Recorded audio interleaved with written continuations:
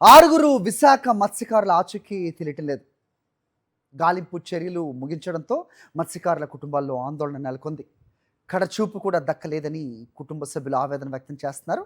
ప్రమాదం జరిగిన వెంటనే గాలించి ఉంటే కొందరైనా బ్రతికి ఉండేవారని వాపోతున్నారు. 4వ తేదీ రాత్రి సమాచారం తెలిసినా 5వ తేదీ ఉదయం 8 తర్వాతే గాలింపు చర్యలు మొదలుపెట్టారు. ప్రభుత్వ నిర్లక్ష్యమే కొంప ముంచిందని మత్స్యకారులు ఆగ్రహం వ్యక్తం చేస్తున్నారు. బోట్ ప్రమాదంపై త్రిసభ్య కమిటీ విచారణకు ఆదేశించారు కలెక్టర్. ఈ నెల 1న ఫిషింగ్ హార్బర్ నుంచి 7గురు మత్స్యకారులు వేటకెళ్లారు. తిరిగి వస్తుండగా అలల తాకిడికి బోటు తలకిందులైంది. 9 గంటల పాటు సముద్రాన్ని ఈది చిన్న అనే వ్యక్తి ప్రాణాలతో బయటపడగలిగారు. ఇక మత్స్యకారుల మిస్సింగ్కు సంబంధించి డీటెయిల్స్ మా ప్రతినిధి అనిల్ అందిస్తారు. అనిల్, చెప్పండి. గాలింపు చర్యలు ముగించిన నేపథ్యంలో కుటుంబ సభ్యులు ఆందోళన వ్యక్తం చేస్తున్నట్టు తెలుస్తోంది. అలాగే కలెక్టర్ కూడా ఆదేశాలు ఇచ్చినట్టుగా ఎంక్వైరీకి తెలుస్తోంది. ఏంటి మీ దగ్గర ఇన్పుట్స్? రాత్రి 12 గంటలతో గాలింపు ముగిసింది హరి. ఆ తర్వాత ఇంకా గాలింపు చేపట్టేది లేదని అధికారులు తేల్చి చెప్పారు. అయితే ఆ నిర్ణయంతో కుటుంబ సభ్యుల్లో ఆందోళన మొదలైంది.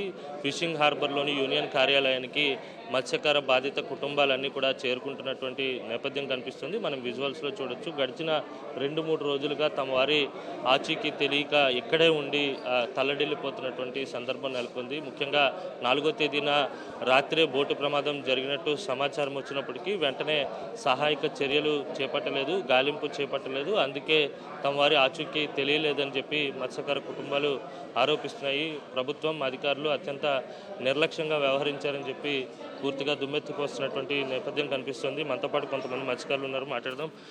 ప్రభుత్వ తీరుని ఎలా చూస్తారండి? 4వ తేదీన ప్రమాదం జరిగిందనే సమాచారం ఉంది. 5వ తేదీ ఉదయం గాలింపు ప్రారంభించారు. ఒకవేళ ముందే వచ్చుంటే కనుక మేము ఎంతో కొంతమంది బ్రతికేవారు అని చెప్తున్నారు. ప్రభుత్వం కానీ అధికారులు కానీ వ్యవహరించిన తీరుని ఎలా చూస్తారు? అధికార పార్టీగా ఉండి అధికారం వల్ల ఎటువంటి కూడా చర్యలు తీసుకోలేదు కాబట్టి ఈరోజు మా సోదరులు, మా కుటుంబీకులైనటువంటి మత్స్యకారులు చనిపోవడం జరిగింది. చనిపోయిన తర్వాత కూడా ఈరోజు వరకు కూడా గాలింపు చర్యలు చేస్తామన్నారు, కానీ ఉన్నటువంటి గల్లంతైన వారిని ఇంతవరకు కూడా వాళ్ళు తీసుకురాలే పరిస్థితి ఉంది. తీసుకురాలేప్పుడు సరే కదా, ప్రతి ఒక్కరు వస్తున్నారు, ఫోటోలు దిగుతున్నారు, వెళ్తున్నారు, కానీ బాధ్యతలకి ఎటువంటి న్యాయం చేస్తామనేది కూడా చెప్పట్లే.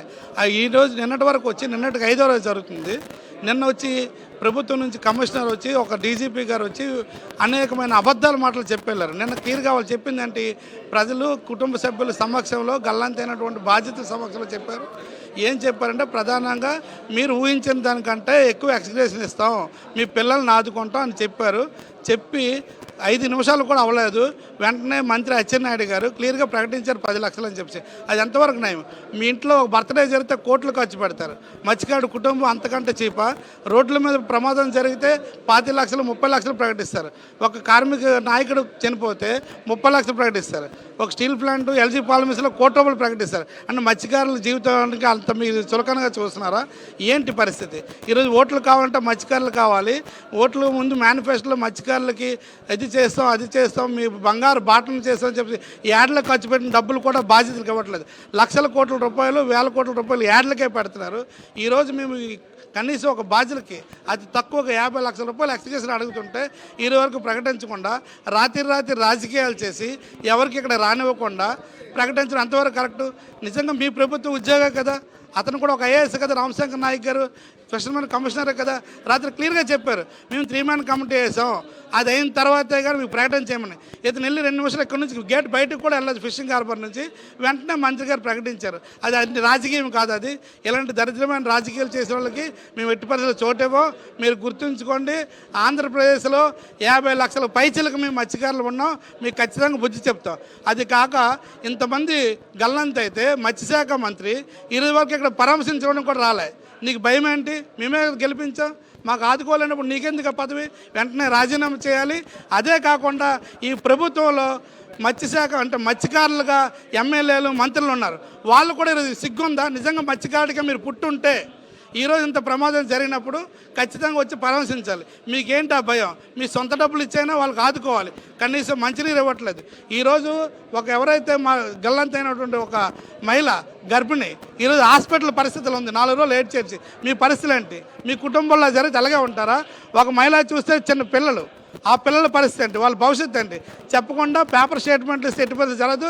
మంత్రి గారు మొన్న స్టేట్మెంట్ ఇచ్చారు, మత్స్యశాఖ మంత్రి గారు. మీరు ఇంటి ఎక్కడో గల్లంత చేసి కాదు, నీ కుటుంబ సభ్యులు, నీ తోటి ఎమ్మెల్యేలు, నీ తోటి మంత్రుల తాలూకు ఎవరైనా చనిపోతే 6 క్షణాలుగా అర్ధరాత్రి లుంగీలతో వచ్చి ఇక్కడ నిల్చొని వేరే చర్యలు చేపడతారు. ఈరోజు మత్స్యకారులు 6 గల్లంత అయితే ఈరోజు కూర్చొని మీరు స్టేట్మెంట్లు ఇస్తారా, పరామర్శించుకుంటారా? ఇది ఎప్పటికైనా మంచిది కాదు. మీరు ఇచ్చే ఎక్స్ప్లికేషన్ కూడా మాకు కానీ మా కుటుంబ సభ్యులకు కానీ ఎవరైతే గల్లంతారో వాళ్ళ కుటుంబ సభ్యులు కూడా ఎవరికి కూడా నచ్చలేదు. మీరు ఖచ్చితంగా 50 లక్షల రూపాయలు నష్టపరిహారం చెల్లించాలి. ఖచ్చితంగా వాళ్ళ పిల్లలకి చదివినంత వరకు ఖచ్చితంగా చదివించాలి. వాళ్ళ కుటుంబాల్లో బతుకు తెరువుగా ఒక ఉద్యోగం ఖచ్చితంగా ప్రకటించాలి. నష్టపరిహారం అనేది ఇప్పుడున్న పరిస్థితులు బట్టి, ధరలకు అనుకూలం బట్టి ఒక పక్కన పెడితే ఖచ్చితంగా మత్స్యశాఖలో ఒక చట్టం చేయాలి. ఎవరైతే మత్స్యవేట చేసి మరణిస్తారో, వేట చేసే సందర్భంలో వాళ్ళ పిల్లలకి ఖచ్చితంగా ఉద్యోగం ఇవ్వాలి. వాళ్ళకి ఖచ్చితంగా 18 సంవత్సరాల లోపు ఉన్న వాళ్ళకి చదువు చేయాలి. ఒక చట్టం చేయాలి. మీ పెన్షన్లకి, మీ జీతాలకి ధర్మాసనం పెట్టి చట్టాలు చేసుకుంటారా? మత్స్యకారుల బతుకులు మీకు మనుషుల బతుకులు కాబట్టి ఖచ్చితంగా ప్రభుత్వానికి హెచ్చరిస్తున్నాం. మీరు ఇక్కడికి వచ్చి మర్యాదగా ప్రకటన చేస్తే బాగుంటుంది. లేదంటే మేము కలెక్టర్ ఆఫీస్లో కూర్చుంటాం, వాళ్ళకి న్యాయం జరిగేంత వరకు కూడా వాళ్ళతో ఉంటాం, వాళ్ళకి న్యాయం చేసేంత వరకు పోరాటం చేస్తూనే ఉంటాం. మీరు చెప్పండి, 10 లక్షల రూపాయలు పరిహారం కింద ప్రకటించారు, ఇస్తూ ఉంటున్నారు. గాలింపు చర్యలు కూడా నిన్న రాత్రి 12 గంటలతో ఆగిపోయాయి. గాలింపు కొనసాగించాలనుకుంటున్నారా, ఏమనుకుంటున్నారు? 10 లక్షల పరిహారంపై మీ అభిప్రాయం? అమ్మ మీరు చెప్పండి, నిన్న మీరు మాట్లాడుతూ గాలింపు కొనసాగించాలి, వెతకండి, ఆపొద్దు అని మీరు చెప్పారు. రాత్రి 12 గంటలతో ఆగిపోయింది గాలింపు, ఎలా చూస్తారు? మరి ఇంకేం చేయలేము, ఇంకెన్ని చేసినా రారని మాకు అర్థమైంది. ఈ కుటుంబాలను ఆదుకోవడానికి ఏదో ఒక సాయం చేయాలి. కానీ అంత తక్కువ అమౌంట్ అయితే వాళ్ళకి సరిపోదు. వాళ్ళ జీవితాంతం బ్రతకాలన్నా బ్రతకలేరు. అదే వాళ్ళు ఉండుంటే ఆ లోటు వాళ్ళ నాన్నలే తీర్చే వాళ్ళ పిల్లలకి. కానీ వాళ్ళు కూడా ఈ రోజు లేరు. అంతే.